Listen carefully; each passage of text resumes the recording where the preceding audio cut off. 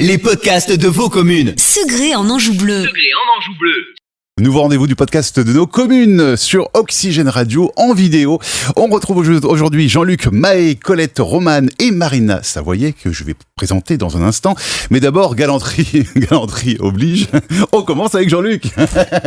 Et oui, Jean-Luc, Maë, vous êtes directeur de la médiathèque et vous allez nous parler des microfolies et de la microfolie. D'ailleurs, je me trompe, c'est la microfolie. Oui, Qu'est-ce que la microfolie justement ? Donc bonjour Chris, donc avant dans le terme microfolie, il y a le terme folie. Donc on peut définir un peu, en fait les folies c'était des petits pavillons qu'il y avait dans les jardins des riches propriétaires, fin 18e, début 19e, c'est beaucoup développé. Et dans la région il y a notamment les folies Siffet, pour les gens de la région d'Ancenis. Et donc dans le parc de la Villette, il y a 26 folies, donc c'est des petits bâtiments qui ont été imaginés par l'architecte Bernard Tchoumi. Et le ministère de la Culture en 2017 a décidé, en coordination avec la Villette et 12 établissements, je reviendrai après, de déployer des microfolies sur tout le territoire français. Alors, en quoi ça consiste ? Alors, un projet microfolie, donc ça s'articule d'abord, c'est un dispositif culturel, ça s'articule autour d'un musée numérique qu'on a à Segré, donc en collaboration avec 12 établissements fondateurs que sont le château de Versailles, le musée d'Orsay, le musée du Louvre, l'Institut du monde arabe, le musée du Quai Branly, la Réunion des musées nationaux, enfin tout un tas d'établissements prestigieux et auxquels se sont ajoutés maintenant, Marina y viendra peut-être tout à l'heure, d'autres établissements internationaux. Et donc ça s'articule autour d'un musée numérique et il peut également y avoir un Fab Lab, une bibliothèque, bon, nous c'est dans la médiathèque donc pas de problème, un espace de convivialité, la médiathèque est conviviale, il peut y avoir une scène, donc c'est tout un ensemble, mais là-bas c'est vraiment le musée numérique. Donc ça peut s'implanter dans une structure déjà existante comme la médiathèque, dans un centre commercial, ça existe aussi, dans des lieux, des centres sociaux, enfin il y a tout un tas de structures qui peuvent accueillir une microfolie. Et vous, c'est donc à la médiathèque ? Oui, c'est à la médiathèque. Alors comment, on va parler maintenant avec vous, Colette, Romane, comment Segré en Anjou Bleu s'est impliqué dans le projet ? Alors, on a répondu à un appel à projet, en fait, dans le cadre du plan de relance de la culture, et nous avons été lauréats de cet appel à projet, puisque au regard de notre dynamique sur le territoire, et puis au regard de la politique culturelle que l'on mène sur la ville. Alors on est assez fiers de porter ce projet puisque nous sommes les premiers dans le département du Maine-et-Loire et les quatrièmes dans les Pays de la Loire. Alors pourquoi on a répondu à cet appel à projet ? C'est que la microfolie est une offre culturelle nouvelle sur le territoire pour nos habitants, enfin nous-mêmes qui sommes éloignés des musées. Et puis la microfolie, elle entre en cohérence et en complémentarité de la politique culturelle de la ville, qui est hautement qualitative. On porte une ambition et une exigence artistique pour les habitants, que ce soit en lecture publique, en spectacle vivant ou pour le cinéma. Et donc voilà, et ça rentre en cohérence aussi dans la politique culturelle, un axe qui est très important, c'est que les projets que l'on porte sont ouverts à tous. Alors on voit bien en quoi la microfolie va être importante pour l'éducation artistique et culturelle en milieu scolaire, mais pour le tissu associatif, les résidents de nos EHPAD, enfin ça couvre vraiment toutes les tranches de la population. Et c'est important de dire que cette proposition est entièrement gratuite. Alors justement, on va en parler parce qu'on rappelle que vous êtes adjointe à la culture donc de Segré en Anjou Bleu. J'imagine que ça a demandé un certain financement. C'était un projet facile à porter auprès des élus puisque quand on est lauréat de ce projet, l'État nous soutient à hauteur de 80%. Donc c'est un projet dont le montant est à hauteur de 50 000 euros. Et donc l'État nous subventionne à hauteur de 38 000 euros et la commune a abondé à hauteur de 12 000 euros en ce qui concerne l'installation matérielle.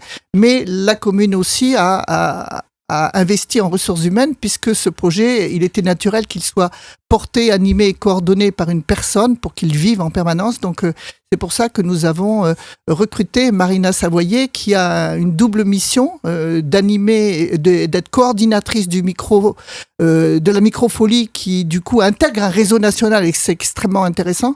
Et puis d'autre part qui va avoir le volet animation sur le réseau de lecture publique de tout le territoire. Ouais, merci de la présenter justement. Marina Savoyer qui est avec nous donc également. Marina, soyons un peu plus concrets maintenant. Comment ça se passe ? Quel est le fonctionnement de la microfolie ? Alors, la microfolie vous accueille en mode visiteur libre, je vais l'expliquer, et en micro-visite. Pour découvrir la microfolie, on a proposé 2 jours de grande fréquentation de la médiathèque. Donc le mercredi après-midi, de 14h à 17h et le samedi toute la journée, donc 10h midi, 14h 17h.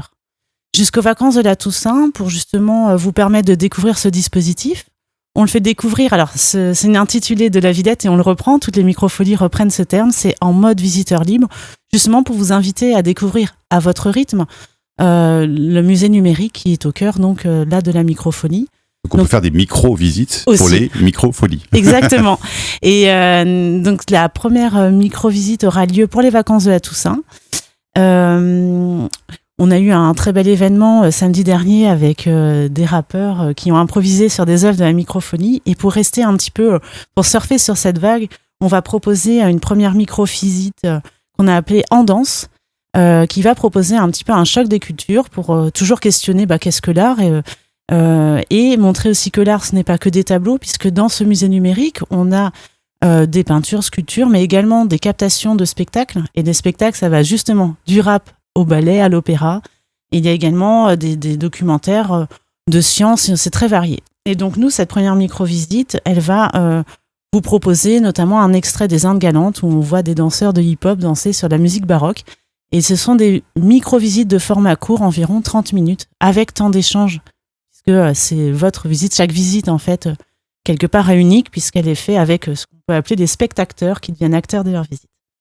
Comment on peut en savoir un petit peu plus, justement? Il y a peut-être des images ou des vidéos déjà qu'on peut retrouver sur le site internet et les réseaux sociaux? Voilà, donc aujourd'hui, on a les diffusions de la commune, mais on a également le portail de la médiathèque qui regroupe les différents événements que l'on propose, mais également le Facebook, et on a plutôt activé le site Instagram pour nous retrouver, Microfolie Segré en Anjou Bleu.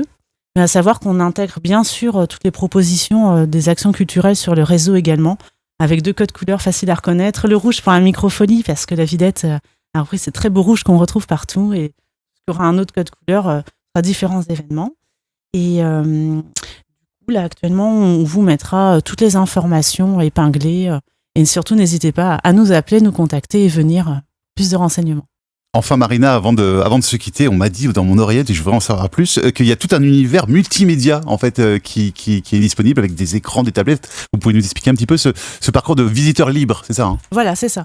En mode visiteur libre, on a le loisir de découvrir justement sur le musée numérique. C'est constitué d'une grande dalle d'écran, de 9 écrans en haute définition, et c'est là toute la qualité aussi de cette proposition, c'est découvrir des œuvres sur ce grand écran avec une qualité exceptionnelle.